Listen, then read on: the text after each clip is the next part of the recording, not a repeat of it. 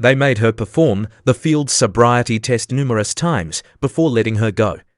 It was humiliating. It was Easter. Traffic was incredibly busy, and people she worked with, were witnessing her performing these ridiculous tests.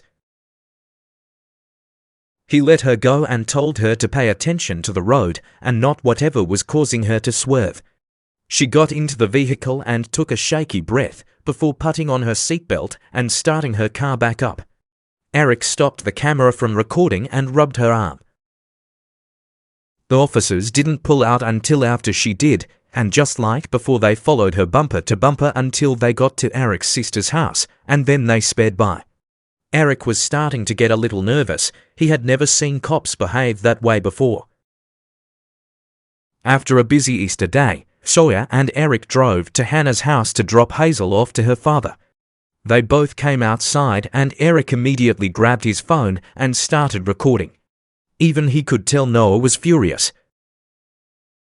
"Where the hell have you been?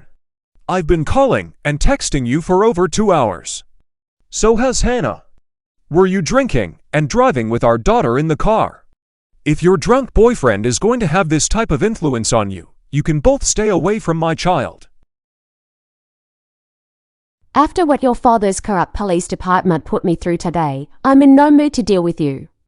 You and I both know why that officer pulled me over. I passed all of his tests and I had a witness. He had no choice but to let me go. And my phone died earlier this afternoon and I didn't have a charger. I took too many pictures and videos of Hazel searching for all of her eggs today. Why were you calling me so much? I'm not late and you know I wasn't drunk. So? She was supposed to be back at 5 for dinner, Sawyer. Remember? We talked about it and you agreed to bring her back. Hannah is due in a few months, cooked a big meal, including some of Hazel's favorites, and you didn't even bother to bring her back. Check our messages again. I never agreed to anything. I told you I was following the court order, which says I get to keep her until 7 p.m. I told you this. Over and over. Hazel is here on time. Enjoy your week, baby girl. I'll see you on Wednesday.